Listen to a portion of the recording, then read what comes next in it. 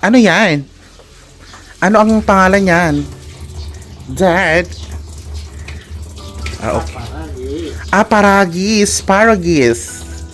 Hanga paragis. Paragis. Iba nga paragis. Paragis. Paragis. I'm going to cook it. How many hours I'm going to cook it? Dad? Ang ganda ng ano mo ha, ng nails. Ayan oh, kinotexan ko sa guys blue. Yung kumikinaw. Tang, gusto mo rin kitexan kita? Tang?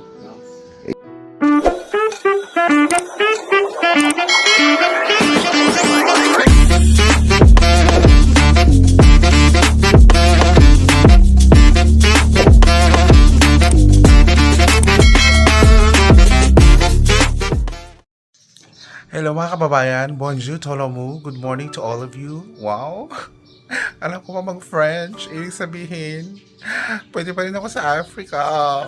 So today guys, it's a lovely Sunday.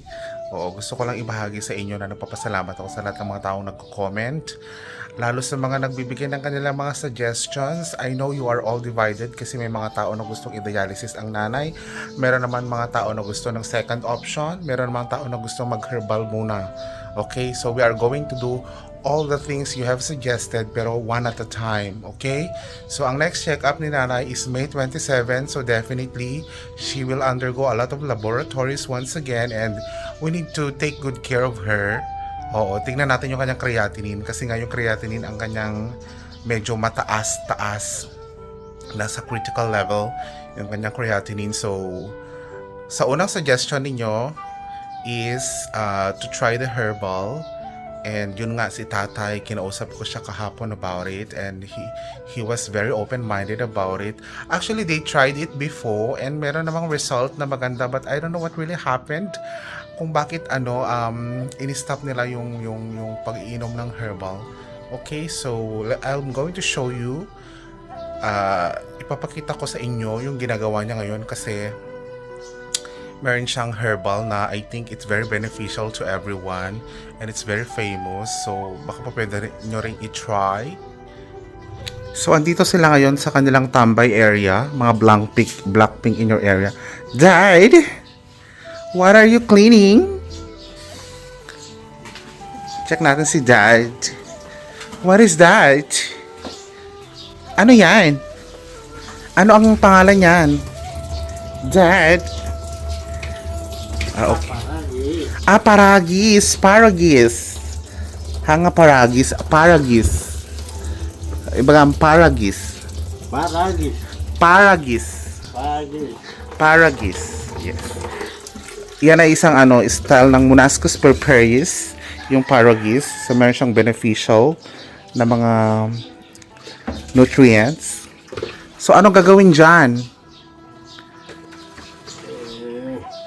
Anong gagawin dyan? Sumasagot ang nanay ko. Ano? Lauyain. Lauyain? Inumin yung damo. Okay. Inumin yung danom. Wow. Ang galog siya. Ilocano tsaka Tagalog. Marunong mag-Tagalog ang nanay ko eh. What's your name? My name is Lisa. Wow. Very good. How old are you? How old are you? Ha? How old are you? Taga-3 Yung 7 to 8 years old. Kalamot na nga. Si tatang talaga hindi siya marunong mag-English. So, linilinis na yung kanyang paragis. And then, we have another here. Sabi ng tatay ko, ang dami mong ginagawa, mag-ano ka na, sabi niya. This is another one. This is a very famous herbal medicine, herbal plant. Moringa, malunggay. Nang! Did you know that in Africa, they don't eat moringa? They don't eat moringa leaves. They eat the fruit. Aji bagas na ti kanon da di Africa. Un, atoy handa kanon. They don't eat the leaves. They eat the bunga. Yes, the bunga. You know the bunga? The long one? Ay, wow. Yes. So this one, I'm going to boil it. Like around 1 hour. Haanda mang mga ti bulong. Yes. Bunga lang. Bunga lang. So I'm going to cook it. How many hours I'm going to cook it? Dad? Pinush niya. Pinasong batang gina. Hindi ko alam, hindi ko amo. How many hours I'm going to boil, Mother? Basta naman yan mo. When, how many hours? Oras? Mano oras? May sa oras? Isang oras? Oh, isang oras. Okay, sige. Eh, yung paragis? Yung paragis, ilang oras? Anong lasa ng paragis? Anong mas masarap? Paragis? Marunggay? The same. Wala daw kalasa-lasa. Oo, para bumaba ang creatinine mo, nanay, kasi mataas ang creatinine mo. Ay, meron ka ding laboratory pala. Eto kasi, ang sinanay, meron siyang, doktor na inang? How many doctors? May isang paralag lang. No, you have plenty doctors. Paralag sa kidney, sa heart, si Doc Soriano. Sa blood, si Doc Domingo. And then yung isa pa, si Doc Correg. Si tatang naman, si Doc Soriano. Sa kanyang heart. Pero ano ngayon yung kidney niya. Kaya marami siyang iniinom na keto analog. Oo. So yung doktor nila na isa, yung Soriano, pa-importante kasi yun. Sorry ha. Pero ganun kasing doktor nila, ang tagal. As in. Sana sa lahat ng mga doctors, wag naman pa VIP talaga. Oo. Naintindihan ko naman talaga kayo, pero pag sinabi nyo namang alas 3 kayo mag-open naman kayo ng alas 3. Oo, kasi definitely hindi nyo alam yung pinagdaraanan din ng inyong mga pasyente.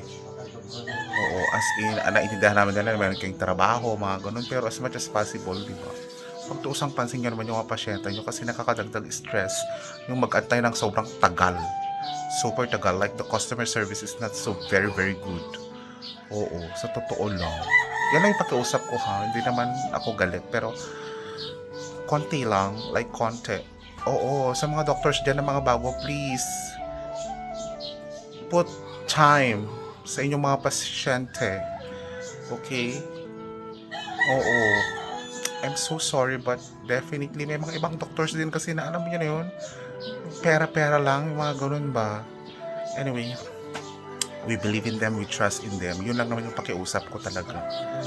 Okay? Ipaano ko na to, i-start ko na to pakuluin. Ha? Uy, nang magmerienda ka, mani. Oo. Actually, 8 o'clock pa lang kasi. Try ko lang naman yung nanay ko kung gusto niyang kumain ng mani. Pero bibigyan ko yan, pero kakainin niya yan. Ito, magmani ka, kukunin niya yan eh. Non-stop kasi yung sabi niya maaga pa, pero kukunin niya naman. Kainin niya yan. Kain ka na. Ay, ang ganda ng ano mo ha, ng nails. Ayan kinotexan ko sa guys blue. Yung kumikinaw. Tang, gusto mo rin kotexan kita? Tang? You want Kyotex? Kulay blue? Ito ni. Ito sa Hansi ka ba? Ikaw? Labaga? Ayaw mo ng red? Sige na nga. Okay, mag-boil na tayo ng moringa. Tawagin natin si Tatang. Tang! Ilagay mo nga dito yung paragis. Yung paragis, lagay mo dyan. Para, pag idano ko, pagsabayin ko na siya. Katatapos ko naghugas guys sa aming dirty kitchen. Ayan ako naghugas dyan guys. Nabugwan na, nahugasan na ni Tatang. Sige Tang, you press it. Yan. Yung shorts ni Tatang, bigay ko yan, bago yan. Sige, lagyan mo na ng water. Doon na niya lalagyan ng water. Siya nga pala guys, tomorrow, it's my rest day tomorrow kasi we have a new helper. May kulangot ako. We have a new helper guys. Oo, meron na kaming katulong starting tomorrow. So, there will be no more sleepless nights.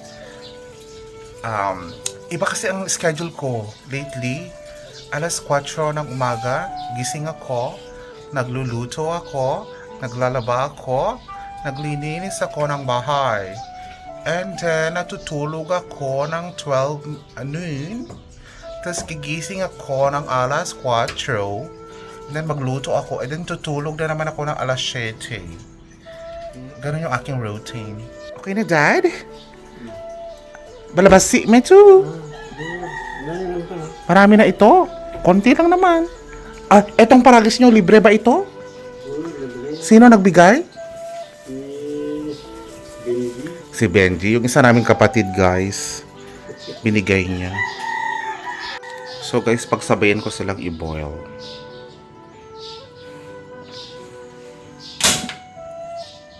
Pasensya na, medyo madumi yung aming chalet.